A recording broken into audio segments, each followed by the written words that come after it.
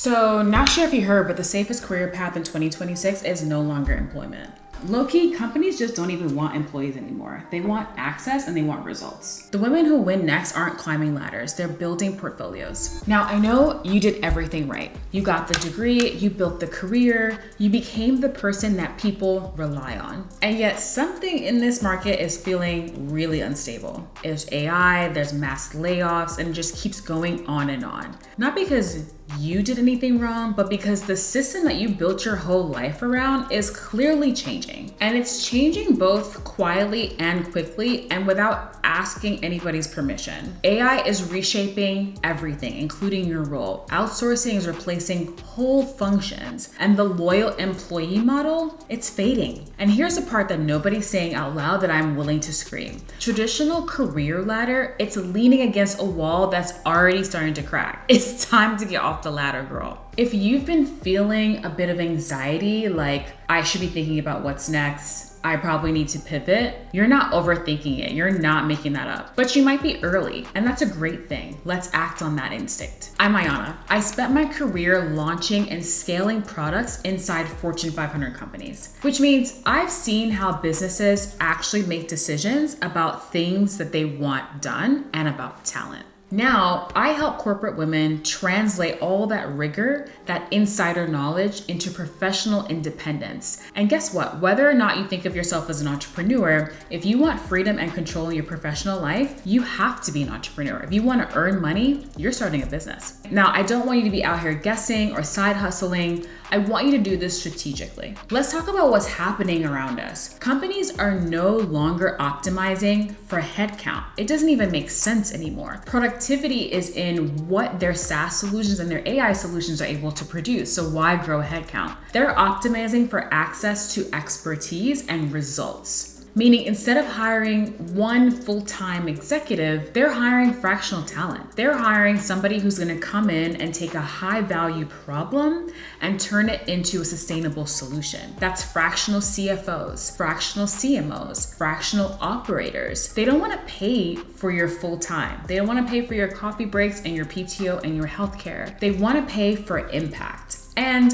while some of that sounds grim, that's the world that we're going into. And it also means that you can charge more if you're waking up to this shift now. The future of work is not employment. It's all about access. Now, here's why this is gonna matter for you. In the old model, you worked for one company at a time, and your income had a ceiling. In the new model, guess what? Your options are pretty limitless. You can work across multiple companies in multiple sectors, applying your expertise where it matters most, which means you might get to skip all the stuff about work that you actually hate and increase both your income, your control, and your freedom. Same skills or similar skills, different structure altogether.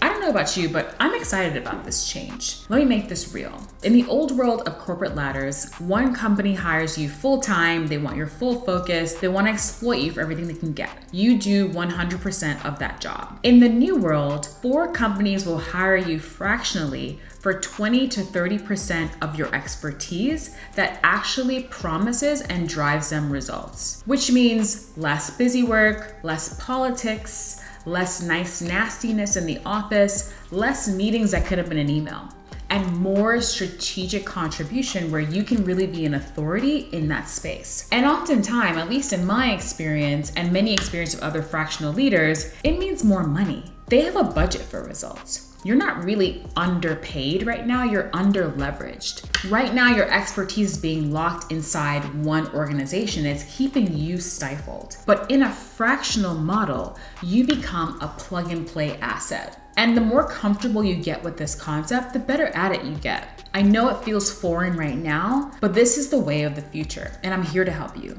You can be high value, highly portable, and hard to replace when you're a person that injects the result and gets out. There's less discussion of the nuance of what else you need to be able to do for the company in order for them to keep you. The question then becomes, how do you stay relevant in this shift? And trust me, it's not with more corporate training. You don't need to go get more certifications. You don't need another degree. You don't need to go get a degree in AI. What you need to stay relevant is by being in the market. Because when you work across different environments and people see you doing that, you're already building authority and trust, which lets them know that you're this person that they need on their side. They start to see the patterns, and you will too. Working in different environments, you then have an expertise on what works, what doesn't work, where the gaps are.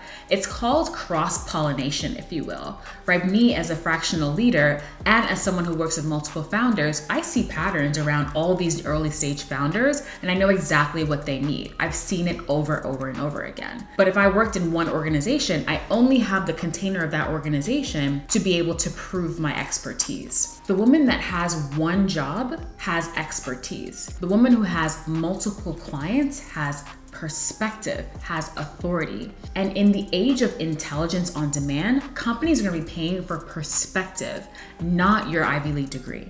If we really zoom out on what's happening here, there's 3 key skills that are becoming non-negotiable in this shift. One is strategic implementation. Yes, we can use AI to generate ideas to shortcut research, but AI still can't manage people, priorities, and outcomes at a high level. It also doesn't understand the nuance of where you've been and where you're trying to go. That still requires human intervention, and that's the strategic implementation that you can bring in the age of AI. 2, there's high-level problem solving. I'm not talking about being a task rabbit. I'm not talking about execution, but what's the real issue here? How do we solve it? Being able to really zero in on the root problem. Then of course there's personal brand and trust. Because when you're independent, you are the brand, and you gotta get comfortable with that. The way that people trust you, that ramp between when they meet you and when they trust you to bring you in, is now your currency. Now, let's go a bit deeper, because I know that this is personal.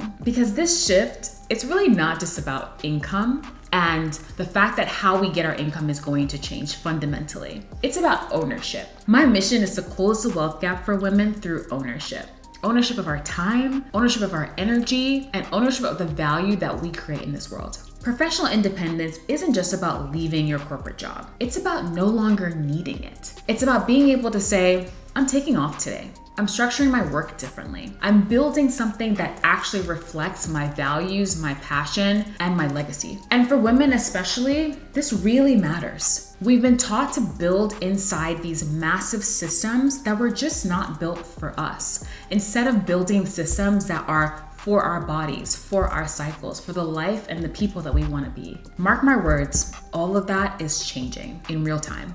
So now you're at a decision point. You can stay where you are and hope that your role stays relevant. Or you can start building options. You can start thinking like an independent operator, thinking of yourself as a business, building a product, building something that you've always wanted to create. You can start positioning your skills beyond one company at a time. Because the real risk going into the intelligence age isn't really leaving your job. The risk is having only one way to earn. If you've been watching the entirety of this series, you already know what's happening. If you missed it, go back and start. We've been 9 videos in talking about professional independence, why it matters now, and how you can access it. Throughout the series, you've seen this shift. You understand the opportunity at stake. Now it's about turning that understanding into action. If you're ready to actually build your future strategically, the Promoted to Founder Getaway is where we do that. It's my inner circle, if you will, where we take everything that you've been hearing and turn it into